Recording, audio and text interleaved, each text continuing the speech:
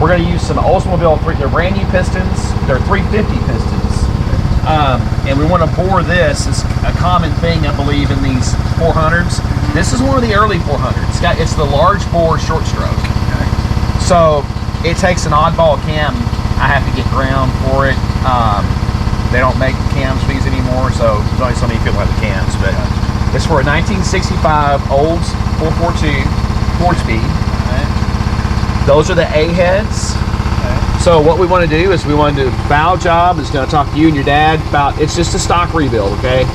We're just looking, this is more of a resto. We got another 400 coming. It's going to be a little more spicy. It's going to have a little bit more, up to it. But I want the rods, the old pistons taken off the old rods, and the new pistons put on. And of course, full valve job. You guys, whatever you think on the valve lift, it's probably not going to be any more at the most than 510 thousandths of lift. I doubt it's even that. Flat tappet. Flat tappet, of course. It's a flat tappet. Of course, cam bearings, that, the whole 9 yards on the prep block ready to put Yes, together. sir. Yes, sir. And the crank looks really good, but it's got somebody preserved it really well. But I want you guys to look at it. If it needs to be polished or anything. Grind or polish. So I told everybody, so folks, there's not many people that grind crankshafts anymore. And when we were in Texas, we were running out of those people. And here at Hunt Machine, they're one of the few people that have a crankshaft grinder here. So they grind crankshafts. If you need a crankshaft ground, this is where you come. So we were really excited when we moved up here that they had a crankshaft grinder. So they have, these guys do drag boats. This is nothing to them. They do this with their eyes closed. They did our Pontiac 350 here at Hunt's, and it turned out fantastic. Glenn's coming to pick it up tomorrow. Our little Stroker 383 Pontiac. So you guys saw the oil mod that we did. Got a lot of views on that. So we're gonna go ahead and get these parts out, and we'll show you what we're gonna do. Go ahead. Yes. Okay. So it's an Oldsmobile Gold. Do you want me to do the lifter valley with the Gliptol? I don't think we need any Gliptol. I think it'd be okay. Not on the other one, maybe yes. Okay, that's fine. I normally just default doing it, but if no, you don't want that's a great. You're the only person that's ever asked me that. There's people all the time on those Facebook groups who's like, that's junk. It stops the oil filter screens up, all this other stuff. Like if it's prep dried, it don't. I got one in there right now that's been ran. I ran it through the vat twice. Chemical washed it twice. Yeah. It's still there. As long as it's prepped, it's tons of people comfortable with it. I'm comfortable with it. All right, ready? Yeah. All right.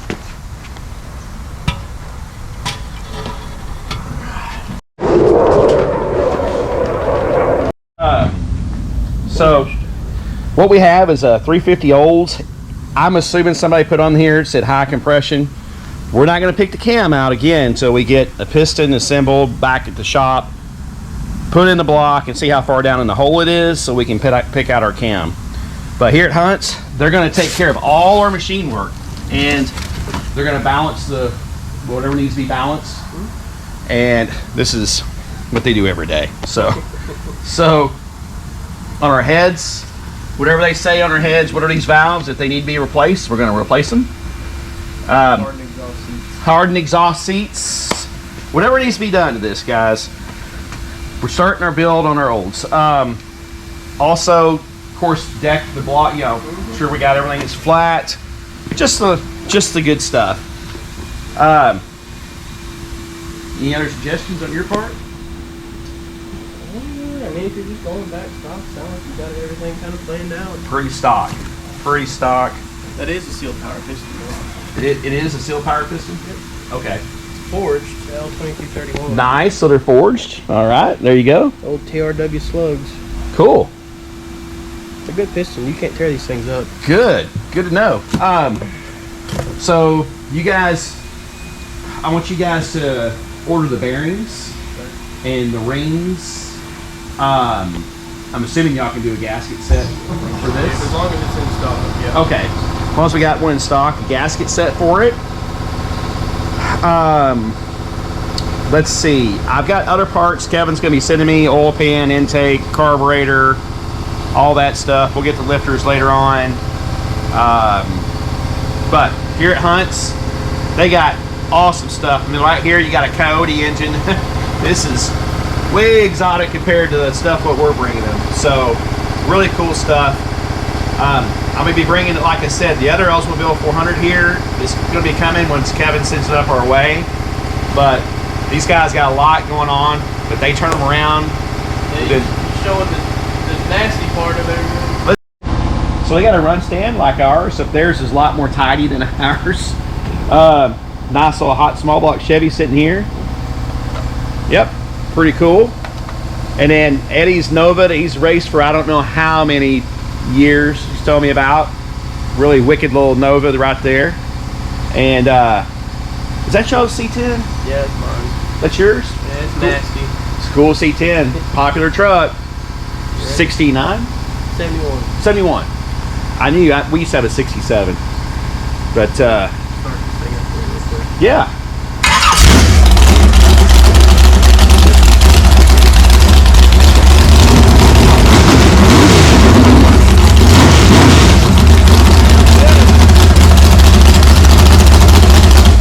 Wow, that sounds really healthy, man. What heads are those? They're a Pro Comp casting that I put all my own parts in. Oh, nice. Very nice. Well, so folks, they got badass engines on the test stand. We're going to go in here and I'm going to get some paperwork done, but I'll show you the grinder here in a second. Oh. Remember, have you seen them where they don't have a valve seat in them? Yeah, some of them flame hardened the seats. I know a lot of Mopars were that way. Yeah, some of the later 350s were that way. Yeah. Stuff like that. So you go ahead and machine and put in I normally just put an exhaust seat in it. That Perfect. way, we're good to go. Perfect. At the minimum, now if intake seats needed, then yeah. Yeah. Yeah. I'm just curious real quick. I don't know if you've looked at Comp's cam selection, but sometimes they've got some of the nostalgic stuff. Yeah, the problem, like I said, I went to their website, and that early, if you go in and look, the early 65 400s are different than the 67 and 68s. It's the angle. It's something about how they grind that cam, how it affects the So here's crank grinder, folks. Not many people have these anymore in the machine shop. When we were in Texas, we would always have to go to a place about 20 miles down the road in Irving. And for a good reason, Eddie and Dennis back in Texas told me that, people don't want to pay to have that done like they used to. It's a lot of people have strokers these days. So they get a brand new crank, but with what we're doing a lot of the OEMs, Oldsmobiles, Pontiacs, Mopars, even Chevys that, people don't want an aftermarket crank. They just want to get the crank that they have, which is just fine, and get it cleaned up, get it ground. So here at Hunt's, they can do your crank grinding for you. So again, we had a wonderful machine shop back in Texas, Wells Racing, still love those guys. But here, Eddie at Hunt's and his son and his crew did a great job on our Pontiac. I mean, they nailed it, and we're super excited. They're going to do our Oldsmobile 400 for Kevin, and they're going to have another one coming behind it. So if you're in the Arkansas, Oklahoma region, highly recommend y'all come over here to Hunt's Machine here in Fort. Here, this right here feeds the wheel in. Right. You push it once, see how it moves? Yes. Yep. That's tenths. That's 10,000ths. Yep. And then you got your different stones. Yep. And so I know you've got one, for polishing? The polisher's up front. Oh, that's where you polish it. Okay. It's a belt. I see. But you can grind them smooth enough, too, but you still got to polish them. Because it's got little microscopic burrs in it you can't see. That's what you can't see. I used to supervise a machine shop with my company I'm with now back in DeSoto. And we had a grinder that ground on the turbine engines, they would grind the journals for industrial turbines. And they'd be a white. We had different grinding wheels for you'd grind, and then one would do like you just said, the microfibers. It would push it down. We would call it burnishing, I think, is what we used to call it. They would have like a little diamond tip, and they go down there and and polish it real fine. But what they do is basically he's putting a micro finish on those journals, and that polisher just makes it, I guess, puts a micro finish on there. Takes all those little bitty burrs. Little bitty off. burrs off. Yeah, Mhm. cool stuff.